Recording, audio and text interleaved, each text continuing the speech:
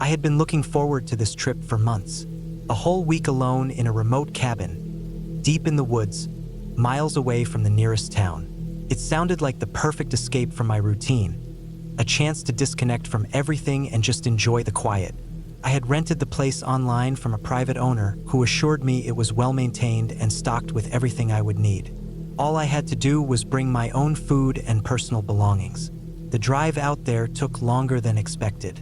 The paved roads gradually turned into dirt paths, winding through dense trees with no signs of civilization. My GPS lost signal about an hour before I reached the cabin, but I had printed directions just in case. The last stretch of the road was barely a road at all, more like a narrow trail with overgrown branches scraping the sides of my car. By the time I pulled up to the cabin, the sun was already starting to set, casting long shadows through the trees. The cabin itself was exactly as described. A small wooden structure with a wraparound porch, a single chimney, and a storage shed out back. It had a rustic charm, the kind of place you'd see on a postcard. The key was under a loose rock by the front step, just as the owner had told me. I unlocked the door and stepped inside. The inside was cozy but simple. A single open room with a small kitchen area, a fireplace, a couch, and a dining table. A door led to a small bedroom with a queen-sized bed, and another door led to a tiny bathroom. It had running water and electricity, but no internet or phone service. I double-checked my phone, no bars. Just as expected, I unloaded my supplies, stocked the small fridge, and set up my things in the bedroom. By the time I was done, it was completely dark outside. The only light came from the moon filtering through the trees. The silence was almost overwhelming. I wasn't used to this kind of quiet, but it was peaceful in a way. No traffic, no voices, just the distant sounds of insects and the wind moving through the trees. The first night was uneventful. I made a quick dinner, read for a while by the dim light of a lantern, then went to bed early. The mattress was stiff, but I didn't mind. I fell asleep quickly, lulled by the steady sound of the wind outside. Sometime during the night, I woke up suddenly. I wasn't sure why at first. The cabin was completely dark, the air inside still and cold. I listened, straining to hear anything out of the ordinary. First, there was nothing, just the usual sounds of the woods. But then I heard something, a faint rustling outside. Not the wind, something else, something moving. I stayed still, my heart starting to pound.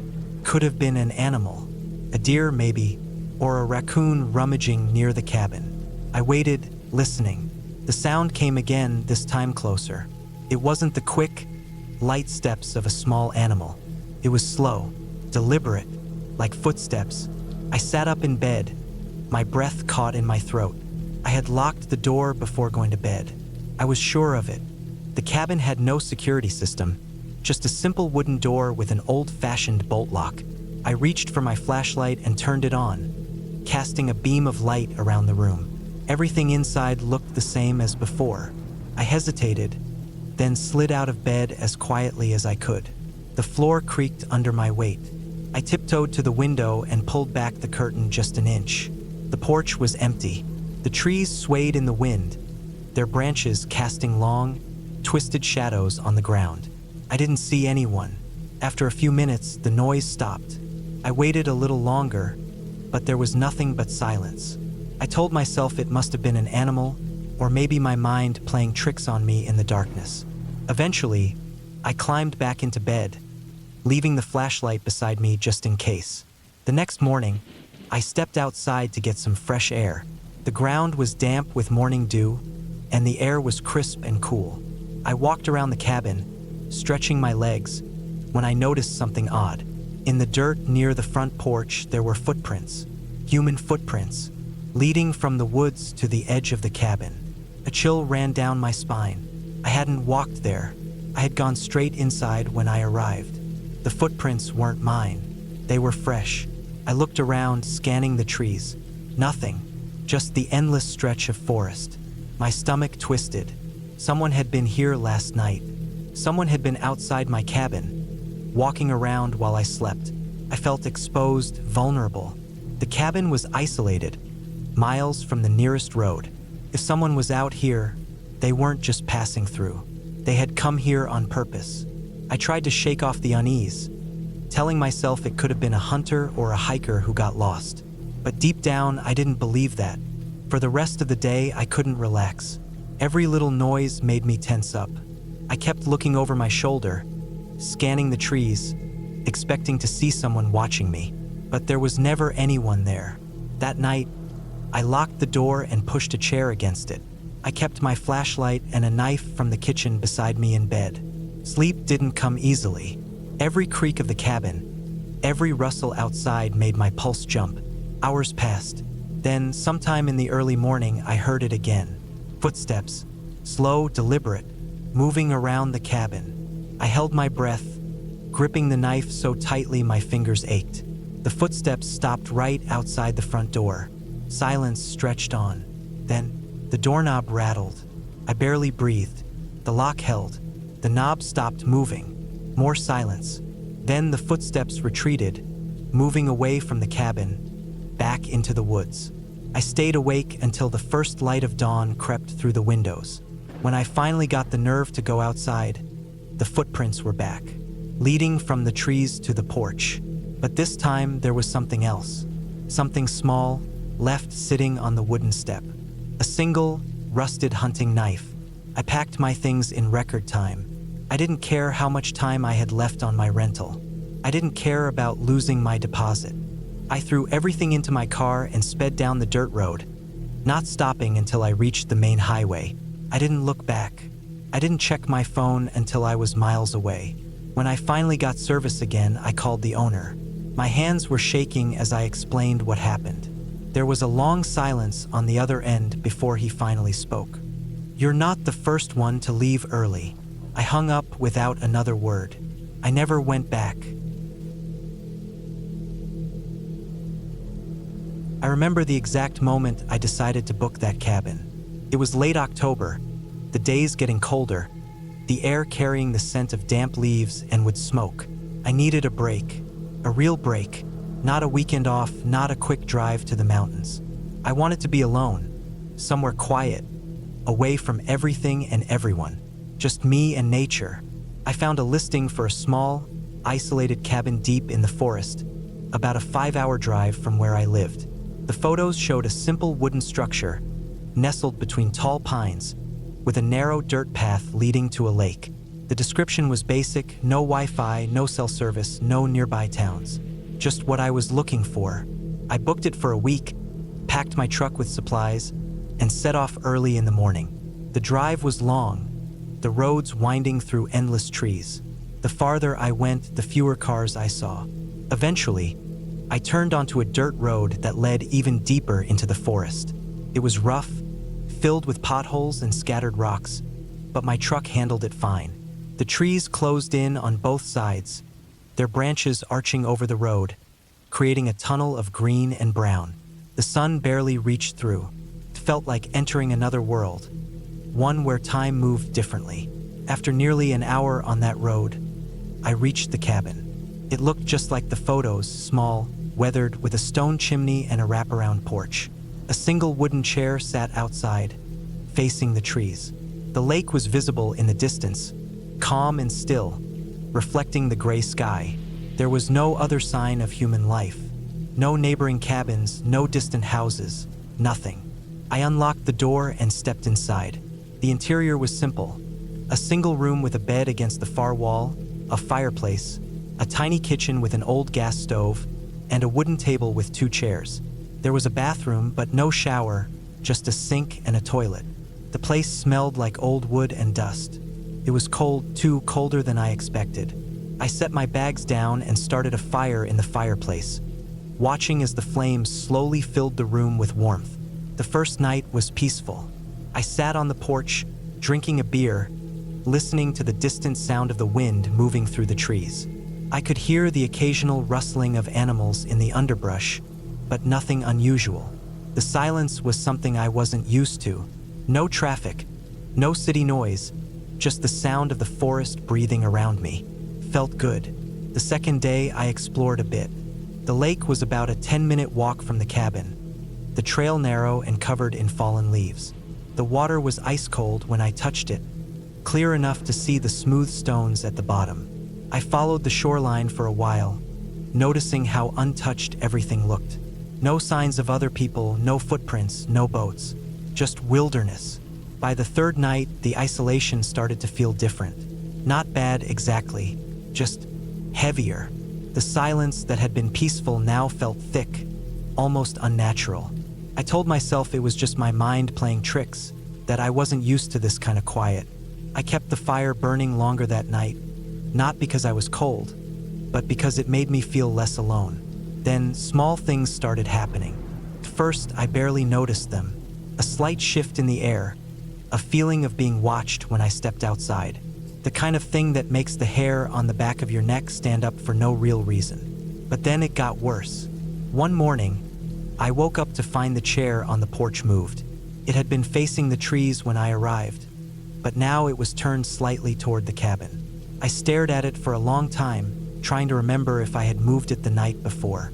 Maybe I had. Maybe I was just being paranoid. That night, as I was falling asleep, I heard something outside. A soft, shuffling sound, like footsteps but lighter. I sat up in bed, heart pounding, listening. The fire was still burning low in the fireplace, casting flickering shadows across the walls. The sound stopped. I waited, straining to hear, but the only thing I could make out was the distant wind. Eventually, I convinced myself it was an animal and went back to sleep. The next morning, I found something that made my stomach drop. Near the lake, just off the trail, I saw footprints, human footprints, barefoot. They were fresh, pressed into the damp soil. I stared at them, my mind racing. No one else was supposed to be out here. The cabin was miles from anything. I looked around, scanning the trees, but saw nothing. The forest was silent. I went back to the cabin, locking the door behind me, even though I knew a simple lock wouldn't do much if someone really wanted to get in. I stayed inside the rest of the day, listening, waiting, but nothing happened. No sounds, no movements, just the same heavy silence. That night, I barely slept. Every creak, every gust of wind made my heart pound. Then, sometime around 3 in the morning, I heard it again. The soft shuffling, closer this time, just outside the cabin. My body tensed. I held my breath. Then, a sound that sent ice through my veins. A slow, deliberate knock on the wooden door. I didn't move. I didn't breathe. The knock came again. And then, after a long pause, I heard footsteps retreating, fading into the distance. Morning came slowly. As soon as the sun was up, I grabbed my keys, threw my bag into the truck, and left. The drive back felt longer, the trees pressing in even closer than before. I didn't stop until I was back on the main road, until I saw other cars, other people. Only then did the tightness in my chest ease. I never went back to that cabin, never even checked the listing again. I don't know who or what was out there, but I do know one thing. I was not alone in those woods.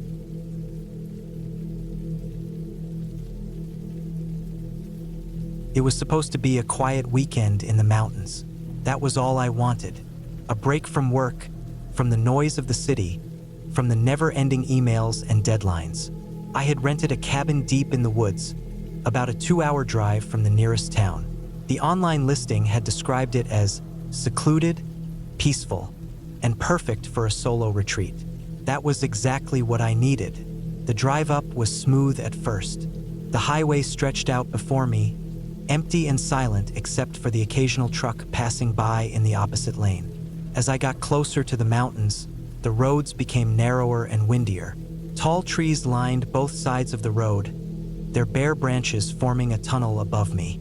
The further I drove, the more isolated I felt. I hadn't seen another car in over an hour. Eventually, I reached a dirt road that led deeper into the woods. The GPS had warned me about this part. Road conditions may be poor, it had said. That was an understatement. Potholes big enough to swallow a tire littered the path, and I had to drive carefully to avoid damaging my car. The trees grew denser, blocking out much of the afternoon sunlight. By the time I finally saw the cabin, the sky had started turning orange. The cabin itself looked exactly like the pictures. Small, rustic, and made of dark wood. It had a simple front porch with a single rocking chair and a pile of firewood stacked neatly to the side. I parked my car near the entrance, grabbed my bag, and stepped inside. The interior was cozy, a single-room layout with a small kitchenette, a wood-burning stove, and a bed pushed up against the far wall. The bathroom was tiny, just a toilet and a shower stall. There was no TV, no Wi-Fi, and my phone had already lost service about 10 miles back. I had expected that. It was part of the reason I had chosen this place, to disconnect completely. After unloading my things, I decided to start a fire in the stove. The nights would be cold, and I didn't want to wake up shivering. The wood was dry, and the fire caught quickly. The warmth filled the cabin, making it feel even cozier. I made a simple meal, ate while listening to the crackling of the fire, and then decided to step outside for some fresh air. The forest around me was silent. No distant hum of traffic, no voices, nothing. Just the occasional rustling of leaves as the wind moved through the trees. I stood there for a while, breathing in the crisp air, before heading back inside. That first night, I slept well, the kind of deep sleep that only comes when you're far away from everything. But the next day, things started to feel off. It began with small things. I woke up to find the front door slightly open. I was sure I had locked it before going to bed, but I convinced myself I had just been careless. Maybe I had latched it incorrectly. Later, while gathering wood from the pile outside, I noticed footprints in the dirt. They weren't mine. I had been wearing hiking boots, and these prints were from something smaller, like sneakers. But there was no sign of another person. No car, no campsite nearby, nothing. I tried to shake off the unease creeping up my spine. Maybe they were old prints, left by someone who had stayed here before me. As the day went on, I explored the woods a bit, sticking close to the cabin. The forest was thick, the trees growing so close together that it was easy to lose your sense of direction. I didn't wander far. I didn't need to. The feeling of being watched had already settled in my chest. That night, I locked the door and wedged a chair under the handle, just to be safe. I tried to sleep, but something kept waking me up. A noise, a soft, steady tapping. At first, I thought it was just branches scraping against the cabin. But then I realized it was too rhythmic, too deliberate, like footsteps circling the cabin. I stayed in bed, heart pounding, listening. The footsteps would stop for long stretches, then start again. They moved from one side of the cabin to the other, slow and measured. I didn't move. I didn't even breathe too loudly. Eventually, the noises stopped. I told myself it had to be an animal, maybe a deer or a fox. But deep down, I didn't believe that. The next morning, I found something that made my stomach drop. Near the front porch, half buried in the dirt, was a single footprint. Fresh, clear, and far too human to be an animal. I needed to leave. The weekend wasn't over, but I didn't care. I packed my bag, locked up the cabin, and got in my car. The engine started without a problem, and I felt a wave of relief. But as I pulled onto the dirt road, I caught something in my rearview mirror movement, just for a second. A figure, standing at the edge of the trees, watching me. I didn't stop.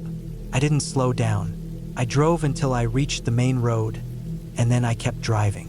I didn't look back again. By the time I got home, I had convinced myself I had imagined most of it. Sleep deprivation, an overactive mind, the isolation getting to me. But a week later, I received an email from the cabin's owner. "Hope you had a great stay. Just a heads up, we found some of your things after you left. Let us know if you'd like us to mail them back." I hadn't left anything behind. I never responded.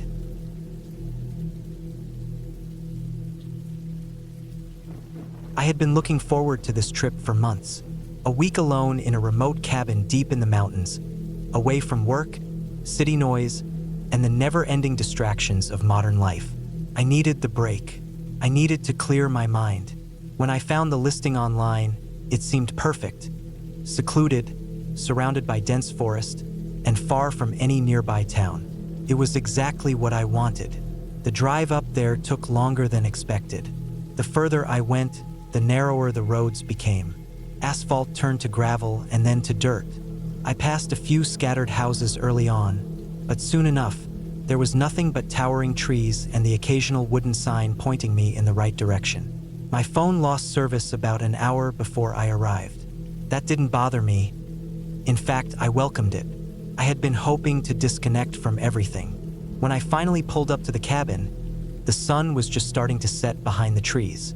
It was an old structure, small but sturdy, with a wraparound porch and a single chimney poking out of the roof. A thick layer of fallen leaves covered the ground, crunching under my boots as I stepped out of my car. There were no other cabins nearby, no signs of people, just trees and silence. The inside of the cabin was simple but comfortable. There was a small kitchen, a single bedroom, and a living area with a stone fireplace. It had everything I needed. I unpacked my supplies, started a fire, and sat on the couch with a book. For the first time in months, I felt at peace. That peace didn't last. That first night, I woke up to a sound outside. It was faint, barely enough to pull me from sleep. At first, I thought it was an animal, a deer, maybe, or a raccoon. I ignored it and tried to go back to sleep. But then I heard it again. It wasn't the sound of an animal moving through the woods. It was something else. A slow, deliberate crunching of leaves, like footsteps. I sat up, straining my ears. Silence, just the wind through the trees. I told myself it was nothing, just my imagination playing tricks on me. I had been in the city for too long. I wasn't used to the quiet, to the sounds of nature. I went back to sleep. The next morning, I walked around the cabin, looking for any sign of what might have been outside. There were no tracks, no broken branches, nothing unusual. I pushed the thought aside and spent the day exploring the woods. It was beautiful.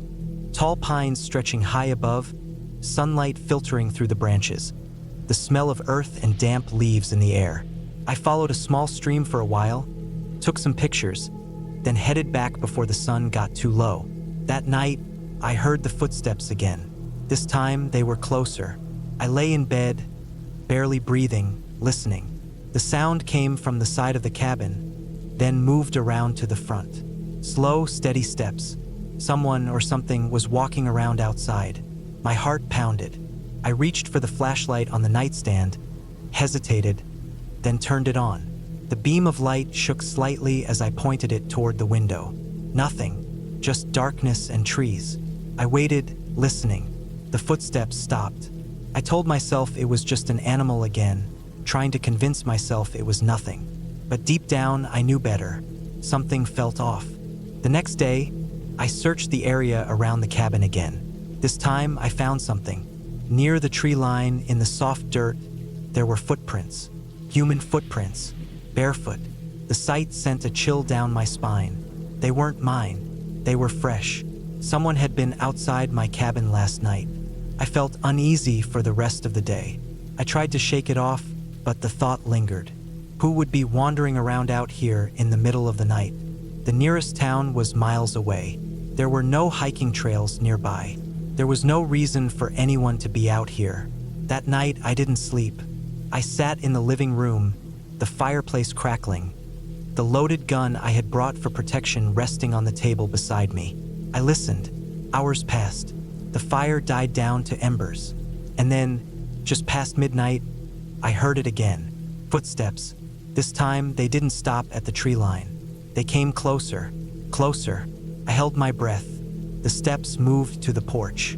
Wooden planks creaked under the weight of someone or something, standing just outside the door. I didn't move.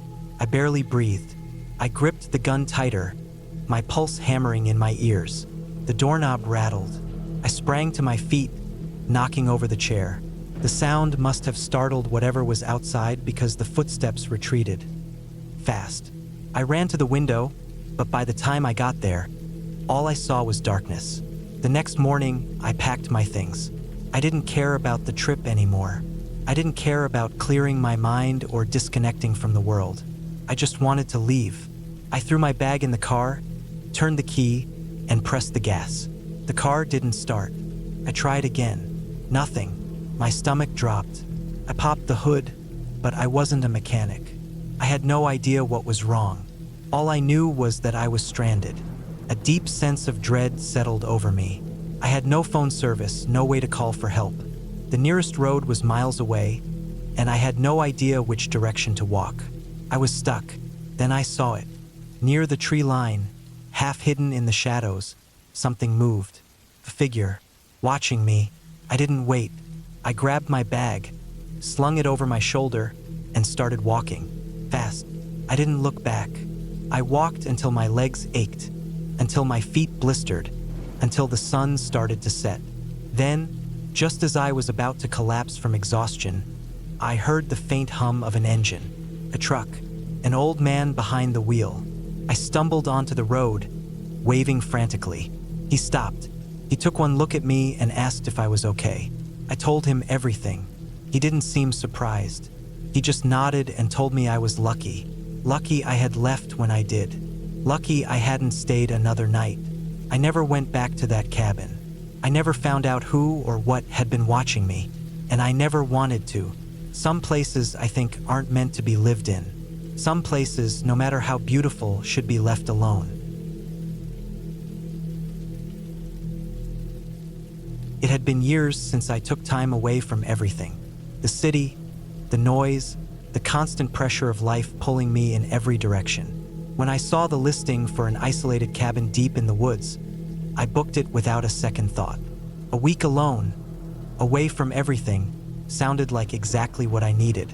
The drive there took longer than expected. The last stretch was nothing but a narrow dirt road cutting through dense forest. My car bounced over potholes and loose gravel, making the drive feel even more remote. I passed no other vehicles, no signs of human life, just trees stretching endlessly in every direction. Eventually, the road opened into a small clearing, and there it was, my home for the next week. The cabin looked old but well-maintained. A single-story structure with a pitched roof, faded wooden walls, and a small front porch with a rocking chair that creaked slightly in the breeze. The forest pressed in around it, thick and dark, with no other buildings in sight. It was perfect. I stepped out of my car, stretching my legs after the long drive. The silence was striking. No distant hum of traffic, no voices, no city sounds. Just the occasional rustling of leaves and the chirping of unseen birds. I grabbed my bags and stepped onto the porch, feeling the wooden planks creak under my weight. The key had been left under a loose brick, just as the owner had said in the confirmation email. I let myself in. The inside was cozy, but basic. A small living area with a worn couch and a stone fireplace. A tiny kitchen with outdated appliances. A single bedroom with a bed that looked comfortable enough, and a bathroom with an old clawfoot tub. No TV, no Wi-Fi, barely any cell reception. That was the whole point. Just me and nature. I spent the first evening settling in, unpacking my bags, making a simple dinner, and sitting out on the porch as the sun dipped behind the trees. The air cooled quickly, and the forest grew darker, swallowing up the last bits of daylight. I had forgotten how truly dark it could get without city lights. I turned in early, exhausted from the drive. The bed was firm but comfortable. I drifted off to the sound of the wind whispering through the trees. It was the most peaceful sleep I had in years. That peace didn't last. I woke up sometime in the middle of the night, groggy and disoriented. Something had pulled me from my sleep, but I wasn't sure what. I lay still, listening. The wind had died down, and the cabin was silent. Then I heard it, a faint rustling sound outside. Probably just an animal, I told myself. Deer, maybe a raccoon. The forest was full of them. I turned over, pulling the blanket higher, but the sound continued. Soft footsteps, moving slowly around the cabin. I held my breath, listening. They were too heavy to be a raccoon, too deliberate to be the random movements of an animal. They circled the cabin, pausing near the windows. I stared at the bedroom window, the curtains drawn. The glass was old, slightly warped. I could see nothing outside but darkness, but I had the sinking feeling that something or someone was out there watching. I didn't move. I didn't breathe. My heart pounded against my ribs. The footsteps stopped near the front porch, The wooden planks creaked under the weight of something stepping onto them. Then silence. Minutes passed. Maybe more. Couldn't tell. The air felt thick, suffocating. I strained my ears, waiting for another sound. But there was nothing. I stayed like that for what felt like an eternity before exhaustion finally overtook me again. I told myself it was nothing. An animal. My imagination. The isolation getting to me. Eventually, I drifted back to sleep. In the morning, I almost convinced myself it had been a dream. But when I stepped outside, I saw them. Footprints in the dirt. Human footprints. They circled the cabin, stopping at each window, lingering near the porch. A cold chill ran down my spine. I wasn't alone out here. I checked my phone. No service. Of course, the nearest town was miles away. I told myself it was probably a hiker who had gotten lost. Maybe someone who had been curious about the cabin. But why hadn't they knocked? Why walk around in the middle of the night? And why just disappear? I spent the day trying to shake the unease. I went for a hike, stuck to the trails, kept my mind occupied. By the time I got back, the sun was already setting. I locked the doors, checked the windows, made sure everything was secure. That night, it happened again. The same sound. Footsteps. Slow, deliberate, circling the cabin. This time, I didn't stay frozen in bed. I sat up, gripping the flashlight I had placed on the nightstand. The footsteps stopped just outside the bedroom window. My breath caught in my throat. I waited, hoping, praying. It was just my imagination. Then the doorknob rattled. I grabbed the knife I had brought for cooking and crept toward the front door. My heart pounded so hard I thought it would burst from my chest. I pressed my ear against the door, barely breathing. Silence. I flicked on the porch light. Nothing. Just the empty clearing and the dense wall of trees beyond. I stayed up the rest of the night, knife in hand, every light in the cabin on. When morning finally came, I packed my things. I didn't care that I had paid for a full week. I was leaving. As I threw my bags into the car, I glanced back at the cabin one last time. That's when I saw it. A single handprint on the bedroom window. Smudged, fingers splayed wide, pressed against the glass from the outside. I didn't stick around to think about it. I got in my car, turned the key, and sped down that dirt road, not stopping until I was miles away. I never found out who was out there that night. I never went back to that cabin, and I never booked another trip like that again. I used to believe that the wilderness was my escape, a place where I could leave the stress of daily life behind and find peace in the stillness of nature. I had always loved camping, hiking, and just being alone in the woods. So when I found a cabin for rent deep in the forest, far from any town or even a paved road, I didn't think twice before booking it for a week. The listing described it as a cozy off-grid retreat, perfect for solitude and relaxation. It seemed like exactly what I needed. The drive there took longer than expected. The last stretch of road was just a dirt path, winding through thick trees, barely wide enough for my car. It had rained recently, and the ground was soft, making the tires sink slightly into the mud. I kept driving slowly, gripping the wheel tightly, hoping I wouldn't get stuck before I even reached the cabin. Eventually, I spotted the small wooden structure ahead, standing alone in the clearing. It looked even more isolated than I had imagined. There was no cell service, which I expected, and no electricity other than what a small generator could provide. The cabin itself was basic: a single room with a bed, a wood-burning stove, a small table, and a kitchenette. A door at the back led to an outhouse, and there was a hand pump for water nearby. It was exactly the kind of place I had wanted. Quiet, simple, and completely cut off from the world. I spent the first day settling in, chopping firewood, and making sure I had enough supplies. As night fell, the woods grew silent, except for the occasional rustle of leaves and the distant call of an owl. The darkness outside felt heavier than in the city. Without streetlights or even the glow of nearby houses, the forest became a solid wall of blackness beyond the cabin windows. The first night passed without incident. I slept well, enjoying the warmth of the fire and the deep silence of the woods. But by the second night, things started to feel different. It wasn't anything obvious at first, just small things that felt off. I noticed that the stack of firewood outside looked disturbed, as if someone had kicked through it. I knew I had stacked it neatly the day before, yet some logs were scattered on the ground. I told myself it must have been an animal. Maybe a deer had wandered too close and knocked them over. I gathered the logs and res-tacked them, not thinking much of it. Later that evening, while sitting inside, I thought I heard movement outside. Not the kind of noise the wind makes when it moves through the trees, but something more deliberate. Slow footsteps crunching through the underbrush. I held my breath and listened, but after a minute, the sound stopped. I told myself it was probably just my imagination. Out here in the quiet, with nothing else to focus on, my mind was bound to play tricks on me. But then, just as I was getting ready to sleep, I heard it again, closer this time. A slow, careful step on the wooden porch outside.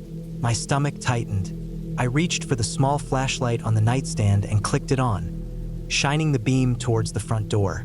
Nothing, just the empty wooden floorboards and the dark trees beyond.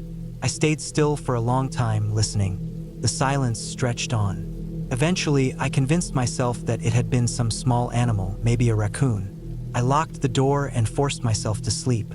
The next morning, I walked around the cabin, looking for any signs of what could have caused the noises. I found something I hadn't noticed before.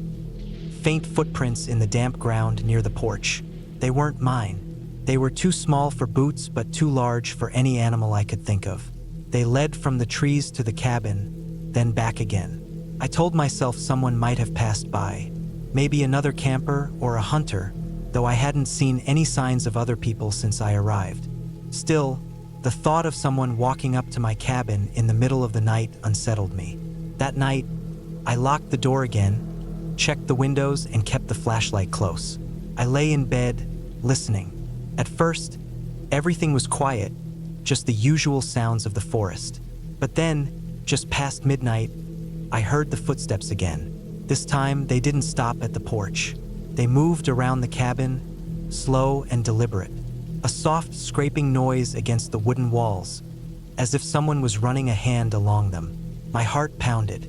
I sat up, gripping the flashlight tightly. I thought about calling for help, but my phone was useless out here. I didn't have any weapons, just a small knife for cooking. The thought of opening the door and stepping outside sent a wave of fear through me. I stayed still, listening. The sounds continued for what felt like forever before finally stopping. By morning, I had made up my mind. I wasn't staying another night. I packed my things quickly, throwing them into my bag without bothering to be neat. As I stepped outside, I saw something that made my stomach drop. The footprints were back, circling the cabin. But now, there were more of them, and they led into the trees, disappearing into the shadows. I didn't waste any time. I got into my car and started the engine, gripping the wheel with shaky hands. The dirt road was rough, and I nearly got stuck in the mud more than once, but I didn't stop. I kept driving until I reached a real road, then kept going until I was far from the forest. I never found out who or what had been outside my cabin those nights. I told myself it was probably just some stranger passing through, maybe a lost hiker or a hunter who got too close. But deep down, I knew that whoever it was had been watching me, and I never wanted to find out why.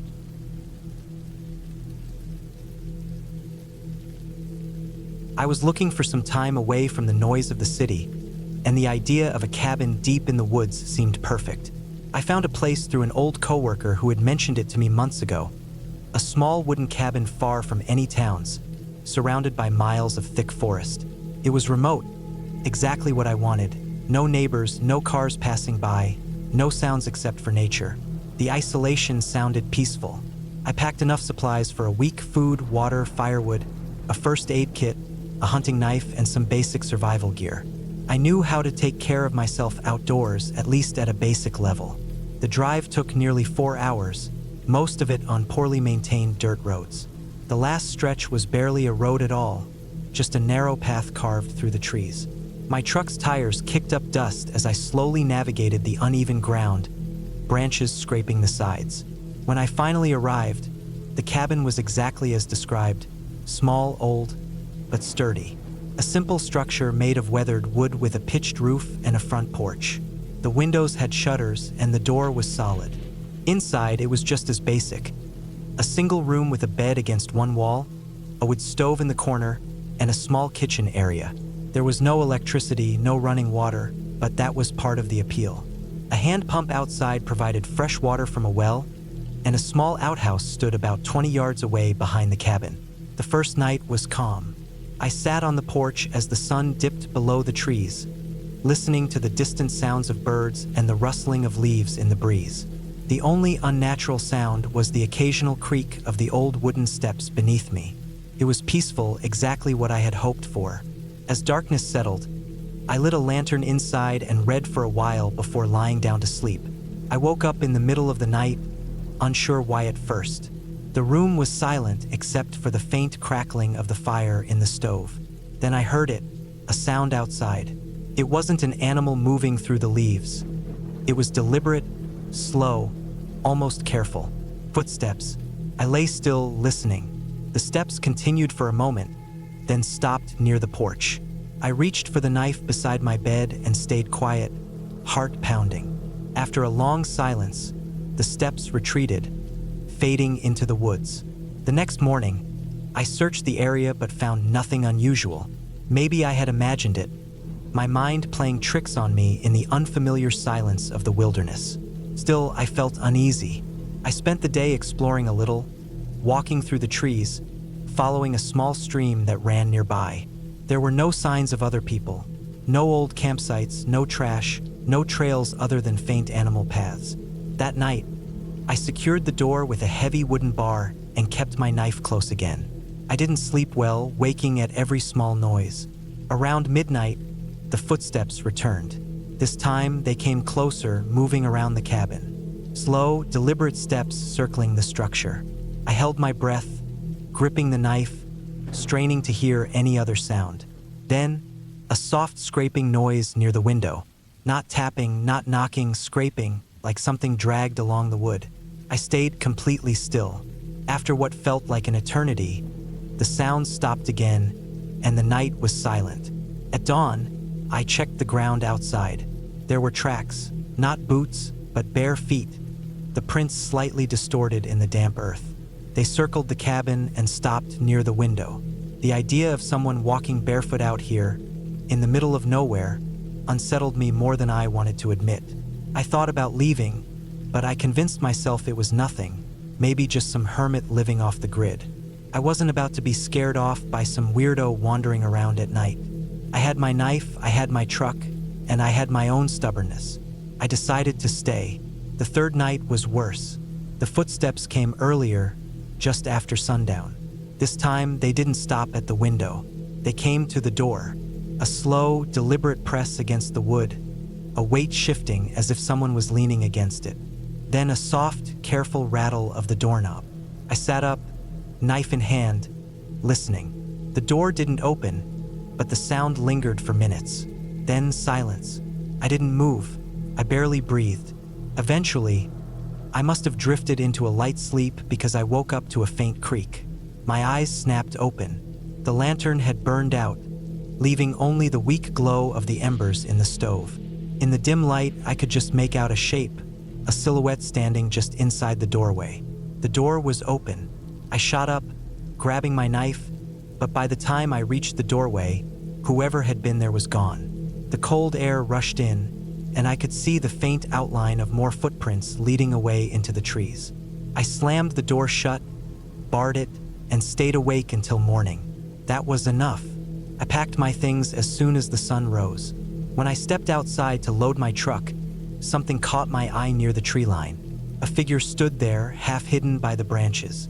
A man, completely naked, his skin pale and stretched tight over his bones. He was watching me. I didn't wait.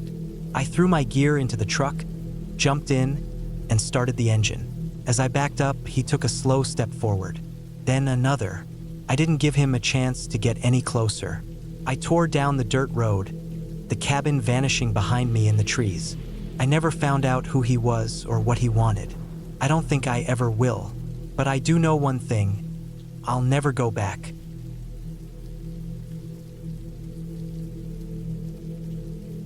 The cabin was old, built from thick logs that had darkened over time.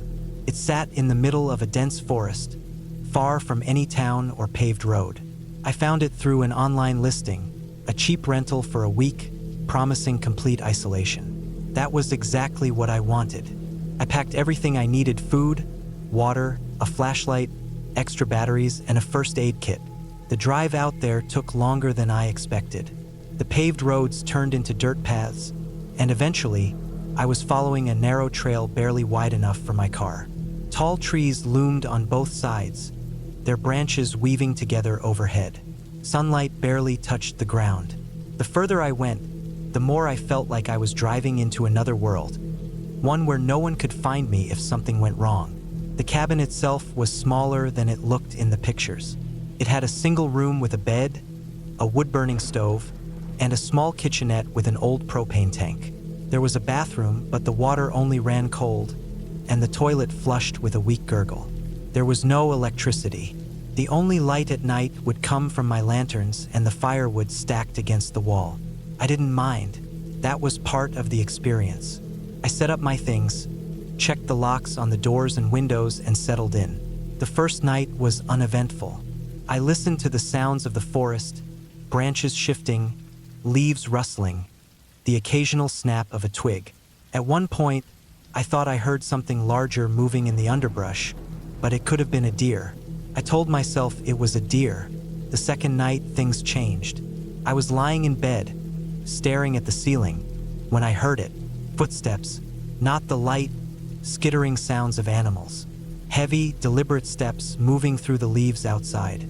I sat up, holding my breath, listening. They stopped. Then, a few minutes later, I heard them again. Closer this time. I grabbed my flashlight and pointed it through the small window. Nothing, just trees and shadows. I told myself it was my imagination. Maybe I was just spooked from being out here alone. I locked the door, double-checked the windows, and forced myself to go to sleep. The next morning, I found tracks in the dirt. They weren't from a deer. They were boot prints. Someone had been outside my cabin, standing there while I slept. My stomach tightened. This place was supposed to be isolated. No one should be out here. I tried to tell myself it was nothing. Maybe a lost hiker. Maybe some hunter passing through. But the feeling in my gut told me otherwise. I spent the day on edge, checking my surroundings, listening for anything unusual. When night came, I built a fire outside, hoping the light would keep whatever or whoever it was away. The flames crackled, sending long shadows flickering across the trees. I sat with my back against the cabin wall, staring out into the darkness. Then I heard it again. Not footsteps this time. Breathing. Slow, steady breathing, just beyond the edge of the fire's light. I froze. My heart pounded in my chest. I grabbed the hatchet I'd brought with me and gripped it tightly. I didn't move. I didn't speak. I just listened. The breathing continued for what felt like forever. Then slowly it faded. Whatever was out there was leaving. I barely slept that night. Every sound made me jolt awake. By morning, I had made up my mind. I was leaving. I packed my things quickly, shoving everything into my bag. When I stepped outside, I noticed something that made my blood run cold. The firewood I had stacked against the cabin wall was gone. Every single piece. Someone had taken it. Someone had been close enough to my cabin to steal it without me noticing. I didn't waste any more time. I got in my car, started the engine, and turned onto the narrow trail leading away from the cabin. I kept glancing in the rearview mirror, half expecting to see someone standing there, watching me leave. But there was nothing, just trees and shadows. I didn't stop driving until I reached a town, hours away. Only then did I allow myself to breathe. I never found out who it was. Maybe it was just some drifter looking for shelter. Maybe it was someone who had been living in those woods for years, unseen by the outside world. Or maybe it was something worse. Someone who had been waiting for the right moment, watching me, learning my habits, planning something I didn't want to think about. I never went back to that cabin. I never even looked at the listing again. Some places are meant to be left alone. I remember the first time I saw the cabin, buried deep in the woods, miles from the nearest town. I had rented it for a week, hoping for solitude, a break from the city, from the noise, from people. It was supposed to be peaceful, but it wasn't. The road leading to it was little more than a narrow dirt trail, uneven and rough, swallowed by towering pines. My truck groaned under the strain, tires crunching over loose rocks, dry leaves, and broken twigs. By the time I arrived, the sun had begun its slow descent, casting long shadows that crept over the forest floor. The cabin itself was small, old, built from thick logs darkened with age. The roof sagged slightly, weighed down by years of snow and rain. A single window faced the path, smeared with dust, its glass dull. There was a porch, the wood warped and splintered, leading to a heavy door with an old-fashioned iron handle. Inside, the air smelled of damp wood and something stale, like the place hadn't been aired out in months. A single room with a stone fireplace, a small kitchenette, a narrow bed pushed against the far wall, and a rickety table with one chair. The only light came from a dusty bulb hanging from the ceiling, flickering slightly as I switched it on. The first night was quiet, too quiet, the kind of silence that makes you aware of every little sound your own body makes. The creak of the bed frame as I shifted, the rustle of fabric when I pulled the blanket tighter, my own breathing louder than usual. But then I heard something else, faint, distant, the snap of a twig outside, maybe a deer, maybe the wind, but my body tensed, ears straining for more. Another snap, closer. I sat up, heart thudding. The window was just a few feet away. Darkness pressed against the glass.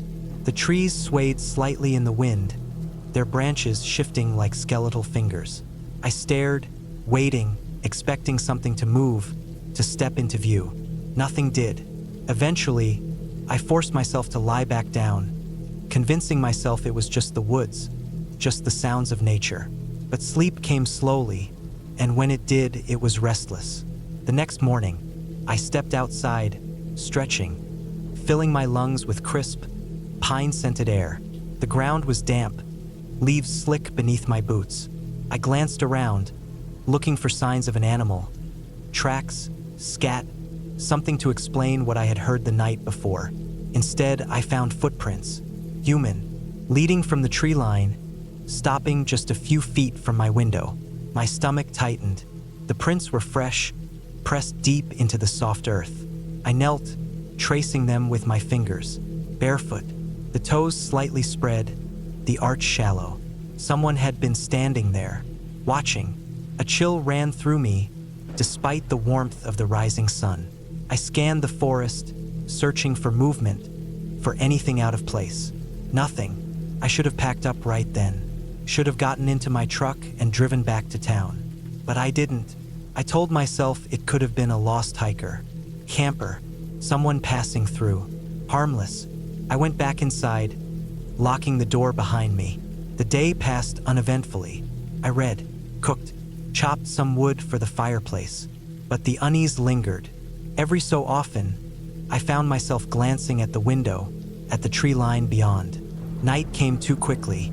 The light outside faded, swallowed by the dense forest. I lit a fire, the flickering glow casting shifting shadows on the walls. I tried to ignore the way the darkness pressed against the window, thick and heavy. Then, just as I was beginning to doze off in the chair, there was a noise. Not a twig snapping this time. Something softer, closer, a shuffle. My eyes snapped open, breath catching in my throat. I turned my head slowly toward the window. A face, pale, gone. Eyes hollow, dark, locked onto mine. I jerked upright, my heart hammering. The figure didn't move, just stood there, half hidden by the night. I lunged for the flashlight on the table, my fingers fumbling with the switch. The beam cut through the darkness. Nothing. The window was empty, the forest still. I stayed up all night, sitting by the fire, the axe resting across my lap. Every sound sent my pulse racing, but nothing else happened. Morning came, and with it more footprints. This time, they circled the cabin. I packed my things, stuffed everything into my bag with shaking hands. By the time I reached my truck, my skin was crawling. The woods felt wrong, the air thick, oppressive. The engine roared to life and I didn't look back. I drove straight to town, straight to the nearest diner. Sat there with a cup of coffee, hands still trembling. When I told the owner about the cabin, about what I had seen, he just frowned. Said that place had been abandoned for years. Said no one had rented it to me. Said no one should have been out there at all. I never went back.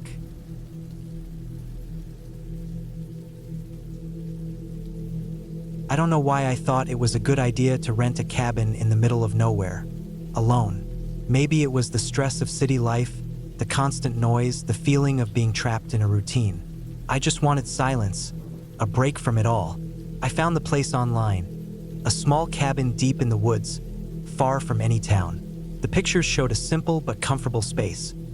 One bedroom, a tiny kitchen, a wood stove, and a porch overlooking the dense forest. It was cheap, almost suspiciously so, but I didn't think much of it. I booked it for a week. The drive took longer than expected. The last stretch was a narrow dirt road, barely wide enough for my car. Trees crowded in on both sides, their branches reaching overhead like skeletal fingers. The farther I went, the rougher the road became. My tires crunched over loose gravel and old leaves, and I had to swerve around deep potholes. When I finally saw the cabin, relief washed over me. It looked just like the pictures, small, rustic, isolated, perfect. I parked and stepped out. The silence was the first thing I noticed. No cars, no distant hum of civilization. Just the wind through the trees and the occasional chirp of birds. I grabbed my bags and unlocked the door. The air inside smelled of wood and something stale, like the place had been closed up for too long. I set my things down and took a look around. The cabin was basic but cozy. A single bed with a thick blanket, a wooden table with 2 chairs, a counter with an old gas stove, and a tiny bathroom with a sink and a shower. The only light came from a few small windows, which let in just enough of the fading daylight. I decided to check out the surroundings before it got too dark. There was a narrow path behind the cabin, leading deeper into the woods. I followed it for a bit, taking in the crisp air and the way the light filtered through the branches. The forest was thick, the trees old and towering. After about 10 minutes, I turned back. I didn't want to get lost, and the sun was starting to set. That first night, I lit a fire in the stove, cooked a simple meal, and sat on the porch, listening to the sounds of the forest. It was peaceful. No honking horns, no shouting neighbors, just the crackling of the fire and the occasional rustling in the underbrush. I told myself I had made the right choice. This was exactly what I needed. But something woke me up in the middle of the night. First, I thought it was just the wind. Then I heard it again, a faint rustling, like something moving outside. I sat up, heart pounding. The cabin had no curtains, and moonlight spilled through the windows, casting long shadows across the floor. I held my breath, listening. The sound came again, closer this time. It wasn't the wind. It was deliberate, slow. Footsteps. I reached for my phone and turned on the flashlight, aiming it toward the window. Nothing. The sound stopped. I told myself it was just an animal. A raccoon, maybe. I lay back down, but sleep didn't come easy. The next morning, I checked around the cabin. The ground was soft from recent rain, and near the porch, I found footprints. Human footprints. My stomach dropped. They weren't mine. I had only been wearing hiking boots, and these were different. Barefoot, deep in the mud, like someone had been standing there for a while. I tried to shake off the unease. Maybe someone had passed through before I arrived. Maybe it was nothing. But all day I felt on edge. Every snap of a twig, every rustle in the bushes made my skin crawl. That night, I locked the door and propped a chair under the handle. I kept my flashlight within reach and lay in bed, straining to hear anything over the pounding of my own heart. Hours passed. Then, just as I was drifting off, there it was again. The footsteps, closer this time. I held my breath, gripping my phone. The footsteps stopped right outside the door. Silence stretched. Then, a slow, deliberate knock. I didn't move, didn't breathe. The knocking came again, 3 times, then nothing. I stayed frozen for what felt like hours. Eventually, the exhaustion took over, and at some point, I fell asleep. In the morning, I found more footprints, closer to the cabin this time, circling it, and something else. On the porch, in the dirt, was a single handprint, large, smudged, like someone had pressed their palm down and dragged their fingers. I packed my things. I didn't care how much time was left on my booking. I wasn't staying another night. The drive back felt longer, the road rougher. Every shadow between the trees made my pulse race. I didn't stop until I was miles away. Back home, I checked the listing again. It was gone, like it had never existed. I don't know who or what was out there that night. I don't want to know, but I do know this. I will never go back into the woods alone again. I don't know why I thought staying in that cabin alone was a good idea. I guess I wanted to get away from the noise, the pressure, and the dull routine of everyday life. I wanted silence, space to breathe. The idea of being surrounded by nothing but trees and mountains seemed perfect. I didn't think about what could go wrong. I should have. The cabin sat deep in the woods, miles from any town. It was old, but sturdy. I rented it from an older man who barely spoke when he handed me the keys. He only said, "No cell service out here," and drove off. That was fine. I wanted to disconnect. The first few days were peaceful. I spent time hiking, reading, and cooking simple meals over the small gas stove. At night, the darkness swallowed everything outside. No streetlights, no distant glow from houses, just blackness and the sounds of the forest. It was unsettling at first, but I told myself it was just my mind playing tricks. The silence was heavy, but I had come for isolation, and I was going to embrace it. On the 4th night, I woke up to a sound outside. A single, distinct crunch of leaves. Then another. It wasn't an animal. It was slow, steady, a footstep. I held my breath and listened. Nothing. The wind picked up a little, making the trees creak, but no more footsteps. I convinced myself I imagined it. Maybe a branch fell, or a deer wandered too close. I didn't sleep much after that. The next morning, I checked around the cabin. There were no tracks, nothing out of place. I pushed the thought away and went about my day. But as the sun set, I couldn't shake the feeling that something was off. The woods felt different. It was too quiet. Even the birds were gone. That night, I woke up again. This time, it wasn't footsteps. It was breathing, just outside the cabin. Slow, steady breaths. I sat up in bed, my heart pounding. The breathing stopped. Then a sound at the window, a light tap, like fingers against the glass. I stayed completely still. The tapping continued, slow and deliberate. My mind raced. Who was out here? What did they want? My car was parked behind the cabin, out of sight from the main path. No one should know I was here. Then the tapping stopped. I waited, my ears straining for any sound. After a few minutes, I crept out of bed and grabbed the flashlight from my bag. I hesitated before turning it on. If I shined it outside, would I see something I didn't want to? I took a deep breath and flicked it on, aiming it at the window. Nothing, just the reflection of my own pale face staring back at me. I forced myself to check outside. I opened the front door just enough to sweep the flashlight across the porch. Empty. The next morning, I found footprints. Not mine. They circled the cabin. Some led into the trees but didn't come back out. I couldn't ignore it anymore. Someone had been watching me. I thought about leaving, but part of me wanted to believe it was a coincidence. Maybe a lost hiker? Maybe someone passing through? It was unsettling, but I wasn't ready to run. I decided to stay one more night. I kept the flashlight and a kitchen knife next to me in bed. That night, the noises came back. First, the breathing. Then something worse, a faint, metallic sound, like a doorknob being tested. I locked the doors. I knew I had, but I still got up to check. The back door, the one that led into the woods, was unlocked. I locked it before bed. I was sure of it. I slammed it shut and locked it again, my hands shaking. Whoever was out there had been inside. While I slept, I didn't sleep after that. I sat in the chair by the front window, knife in hand, waiting for the first light of morning. The noises stopped, but the feeling didn't. I wasn't alone. As soon as the sun rose, I packed my things. I didn't care about leaving early. I just wanted out. When I stepped onto the porch, my stomach dropped. My car doors were open. The hood was up. The engine was torn apart. I didn't hear them do it. They were so quiet. I grabbed my bag and ran. No plan, just away. The closest town was miles off, but I didn't care.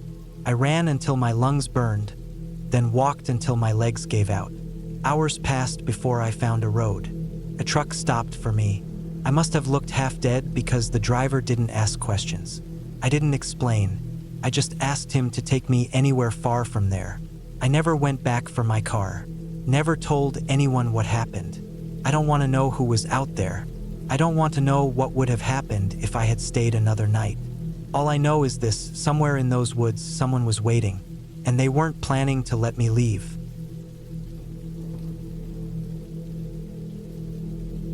I had never been the type to enjoy being out in the wilderness alone, but when I found an old listing for a cheap cabin rental deep in the woods, something about it pulled me in. It wasn't like I needed an escape from my life. I wasn't running from anything. No heartbreak, no job stress. I just wanted something different, something quiet. The pictures showed a modest one-room cabin, sturdy despite its age, nestled at the edge of a dense tree line with a narrow dirt path leading up to it. The listing promised seclusion, a chance to unplug, and all the basics I'd need for a few nights away. I booked it without much thought. The drive took longer than expected, mostly because the last 20 miles were on an uneven dirt road winding through trees so thick they blocked out most of the daylight. I passed no other cabins, no signs of people. When I finally arrived, the sun was beginning to set, casting long, jagged shadows across the clearing where the cabin stood. The place was exactly as advertised. A single-room cabin with a tiny front porch, a metal roof, and walls made of weathered wood. There was an old generator next to it, a rusted propane tank, and a shed about 20 feet away. The air smelled like damp earth and pine. Inside, the cabin was simple but comfortable. A cot in the corner, a wood-burning stove, a small table with a single chair, and some shelves stocked with basic supplies. There was no electricity aside from the generator, which I decided I wouldn't bother turning on unless I really needed it. The place felt sturdy, reliable. I had expected some unease being out there alone, but as I unrolled my sleeping bag on the cot and set my bag down, I actually felt settled. I liked the quiet. That first night was uneventful. The sound of the wind pushing through the trees was steady, almost rhythmic. I heard the occasional rustling outside, but that was normal, just the forest being alive. The kind of sounds you grow used to after a while. I fell asleep quickly, my mind clear. The second night, things changed. I had spent most of the day exploring the area, following game trails through the undergrowth, noting landmarks so I wouldn't get lost. The deeper I went, the quieter it got, as if the trees swallowed all sound. I hadn't seen any large animals, but I knew they were out there. Tracks in the dirt, claw marks on trees. As I made my way back to the cabin in the late afternoon, I had the distinct feeling I was being watched. I told myself it was just the silence playing tricks on me, but the feeling didn't go away. That night, I woke up suddenly. I wasn't sure why at first. The cabin was dark, the air inside still. Then I heard it, a sound outside. It wasn't the wind. It wasn't a raccoon or a deer moving through the brush. It was deliberate, careful footsteps. I stayed completely still, listening. My heartbeat was in my throat. The footsteps were slow, measured, circling the cabin. Someone was out there. I reached for the flashlight beside my cot, my fingers closing around the cold metal. I didn't turn it on. If someone was outside, I didn't want to give away my position. The footsteps stopped near the front door. Then, a soft scratching sound. Not knocking, not testing the handle, just scratching. I held my breath. The scratching moved, dragging along the wood of the door, then around the side of the cabin. I pictured an animal, maybe a bear sniffing around, but the steps were too precise. This was human. I stayed like that for what felt like an eternity, gripping the flashlight, barely breathing. Eventually, the sounds faded. I didn't sleep the rest of the night. The next morning, I forced myself outside. The ground was damp with dew, the forest quiet. I checked around the cabin. There were footprints, bare human footprints in the dirt. I packed my things. I wasn't going to spend another night there. As I loaded my bag into my car, I glanced at the tree line. The feeling of being watched was stronger now. The woods felt wrong, too still, too expectant. I got in, started the engine, and didn't look back. Whatever had been out there, it hadn't wanted me to leave. But I did, and I would never go back.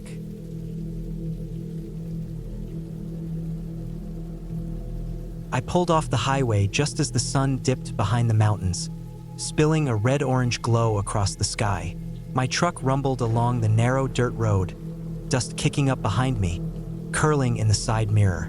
It had been a long drive, and my body ached from hours behind the wheel. The thought of stretching out in a quiet, isolated cabin for the weekend was the only thing that kept me going. The place belonged to a guy I knew from work. He'd offered it to me when I mentioned needing to get away for a while. "No neighbors for miles," he'd said. "Just you, the woods, and the lake." It sounded perfect. When I finally pulled up, the cabin looked exactly like he'd described. Small, weathered, built from rough-cut logs.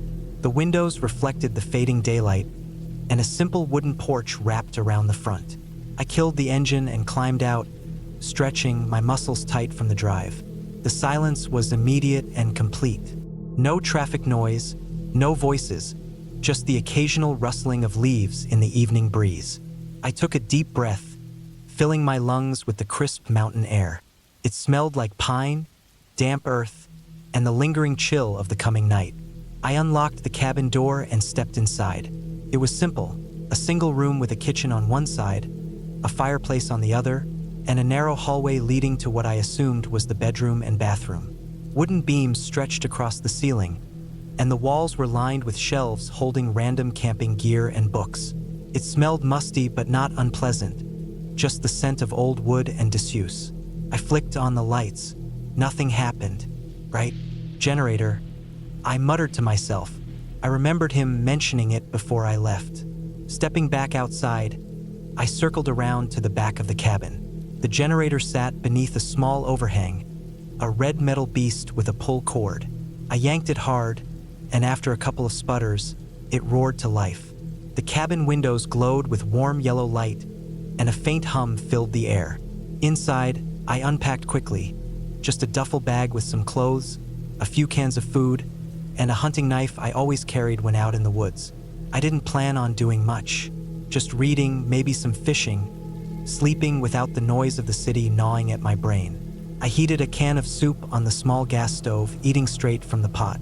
Outside, darkness crept between the trees, swallowing the last streaks of daylight. I stood by the window as I ate, staring into the forest. The trees were tall, their branches swaying slightly, whispering against one another. Something about them felt different as the night settled. Darker, denser, like they had moved closer while I wasn't looking. I shook the thought away, just my mind playing tricks. By the time I finished eating, exhaustion hit me hard. I rinsed the pot in the sink and headed for the bedroom. It was small, just a twin bed with a thick quilt and a wooden dresser. The window overlooked the trees, a rectangle of pure blackness. I lay down, the mattress firm beneath me, and pulled the covers up. The hum of the generator was a steady comfort. For the first time in a long time, I felt like I could actually sleep through the night. I woke up sometime later. The room was pitch dark, and something felt off. I listened. The generator had stopped. Silence filled the cabin. Heavy, oppressive, the kind of quiet that felt unnatural. I sat up slowly, my heart picking up speed. Could have just run out of fuel.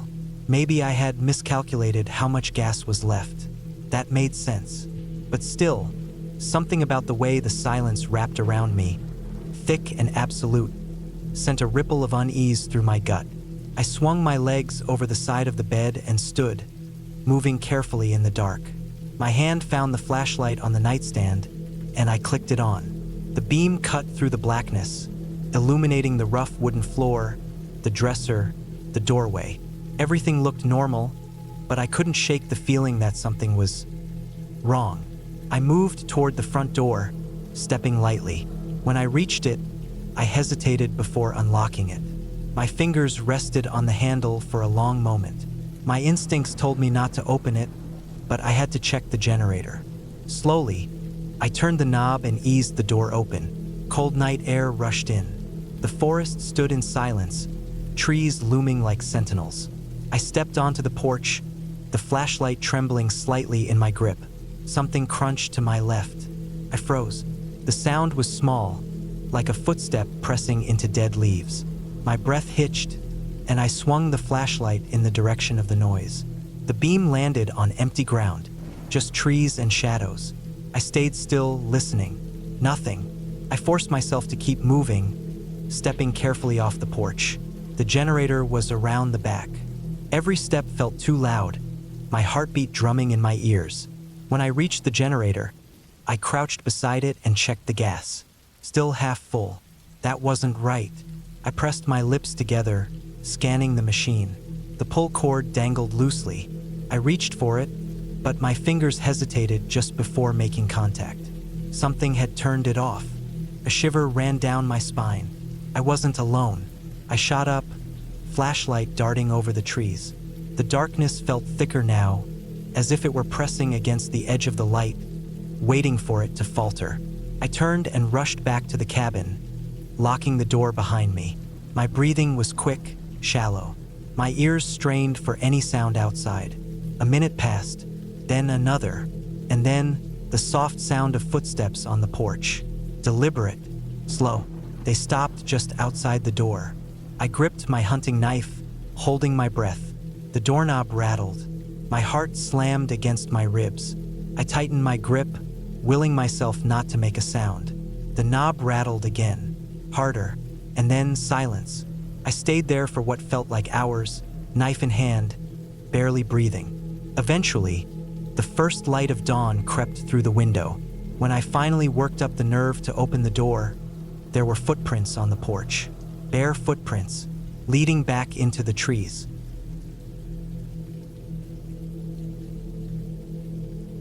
The drive up to the cabin took longer than expected. The roads were winding and narrow, cutting through dense forests that felt untouched by time. The rental truck groaned as it climbed the steep inclines, the tires crunching over loose gravel. I had been looking forward to this trip for months. A week of isolation, fishing, hiking, and just getting away from the constant noise of city life. I had chosen this cabin specifically because of how remote it was. The listing had warned about the lack of cell service, but that was exactly what I wanted. No distractions, no work emails, no social media. Just me and the wilderness. The last stretch of the road was barely more than a dirt path. The trees loomed overhead, casting long shadows even though it was barely past noon. It was a relief when I finally saw the cabin through the trees. It was small, made of dark, weathered wood, and sat on the edge of a large, still lake. The water reflected the sky like a mirror, unbroken except for the occasional ripple from the breeze. I parked and climbed out, stretching my legs. The air smelled fresh, clean. There was no hum of distant traffic, no voices, no background noise, just silence. Perfect. The cabin itself was basic. A single room with a bed, a wood stove, a small table, and an old refrigerator that ran on propane. There was a bathroom attached, but no running water, just a large barrel outside that collected rainwater for washing and cooking. I had brought bottled water for drinking. After unpacking, I decided to explore the area. The lake was surrounded by thick forest, and a narrow trail led around its edge. I followed it for a while, listening to the sound of birds and the occasional rustling in the underbrush. I spotted a few deer in the distance and even a fox darting between the trees. As the sun started to set, I made my way back to the cabin. I built a fire outside, cooked some of the food I had brought, and watched the stars appear. The sky was so clear here, nothing like the hazy, light-polluted nights back home. The first night was uneventful. I slept deeply, the kind of sleep that only comes from exhaustion and fresh air. When I woke, The sun was already high in the sky. I made coffee on the propane stove and sat outside, watching the lake. There was no sign of anyone for miles. Just me, the trees, and the water. It wasn't until the second night that I started feeling uneasy. I had gone hiking that day, following an old trail deeper into the woods. The trail had started out well-defined but gradually became harder to follow. I had marked my way with small cairns of rocks, just in case, but after a while I decided to turn back. That was when I saw the footprints. They weren't mine. They were larger, deeper, and they weren't old. The edges were sharp, the soil still damp where it had been pressed down. Someone had been here walking this same trail. Recently, I told myself it was nothing. Maybe another hiker, though I hadn't seen or heard anyone. Still, I picked up my pace, heading back toward the cabin. I kept looking over my shoulder, but I saw nothing. Just trees, just the quiet. By the time I made it back, the sun was setting. I locked the door behind me, even though I knew it was probably unnecessary. Still, I couldn't shake the feeling that I wasn't as alone as I had thought. That night, I woke up to a sound outside. It was faint, barely more than a rustling, but in the silence of the forest, it was unmistakable. Something was moving just beyond the cabin walls.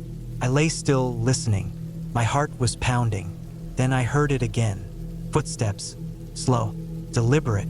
I sat up, careful not to make a sound. The cabin had a single small window near the bed, and I turned my head just enough to peek outside. The fire from earlier had burned down to embers, casting just enough light to see movement near the tree-line. A figure stood there, not an animal, not a trick of the shadows. Person. They weren't moving, just standing there watching the cabin. Watching me, I felt my breath catch in my throat. My mind raced, trying to make sense of it. Maybe it was a lost hiker. Maybe they were in trouble. Maybe they needed help. But they didn't call out. They didn't move closer. They just stood there. Then, slowly, they turned and disappeared into the trees. I didn't sleep the rest of the night. By morning, I had convinced myself it had been my imagination, or maybe just a trick of the light. Still, I decided to leave a day early. I packed up quickly, shoving everything into the truck. But when I walked around the side of the cabin to load the last of my bags, I stopped cold. There, in the dirt, were footprints, leading from the trees to the cabin, and then leading back. Whoever it was, they had come closer than I thought. Close enough to reach the cabin. Close enough to watch me while I slept. I didn't look back as I drove away. I didn't stop until I reached the first gas station hours later, where my phone finally had service again. The police took my report, but there wasn't much they could do. No crime had been committed. No real evidence, just footprints in the dirt. Just a figure in the trees. But I know what I saw. I had gone to that cabin to escape people, to be alone. But I wasn't alone, and someone out there knew exactly where I had been.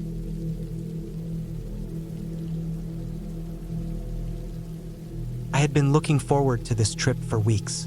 A weekend alone in a remote cabin sounded like the perfect way to escape the stress of work, the noise of the city, and the constant pressure of being around people.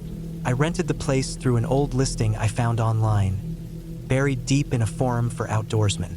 It wasn't on any mainstream rental sites, and I liked that. The fewer people knew about it, the better. The drive was long, taking me through winding roads that led deep into the mountains.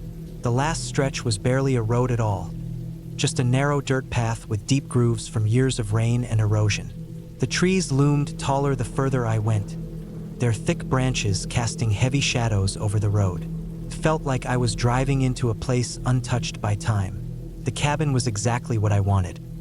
Old but sturdy, tucked away in the woods, with no other signs of life for miles.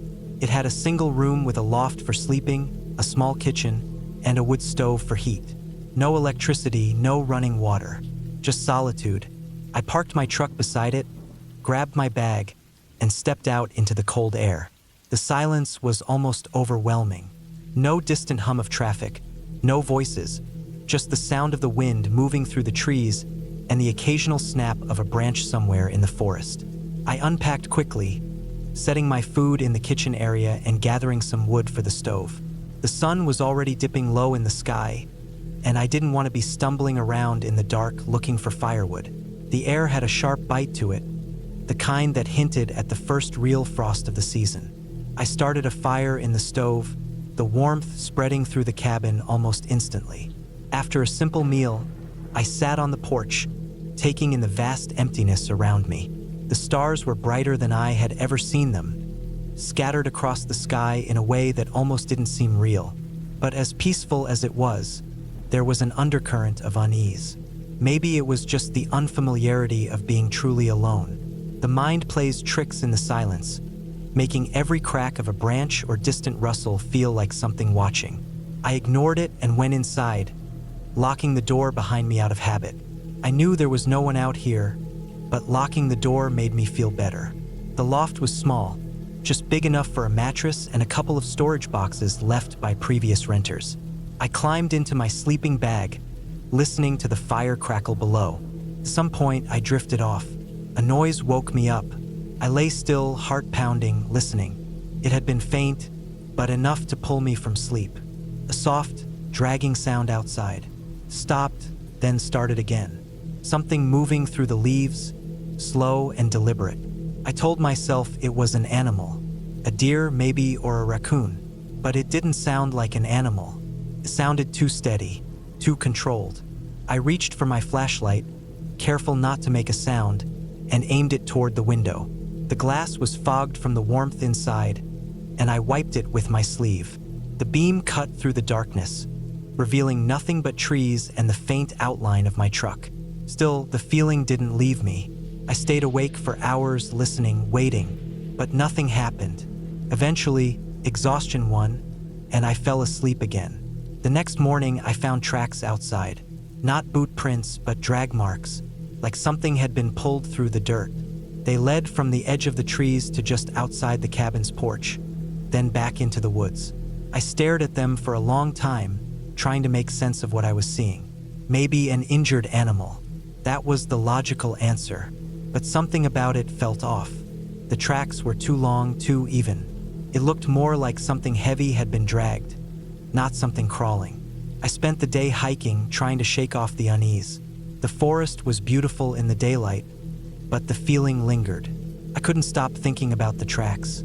That night, I made sure the fire was strong before climbing into the loft. I kept my flashlight within reach and my knife beside me. I barely slept. At some point in the night, I heard it again. The same dragging sound, closer this time.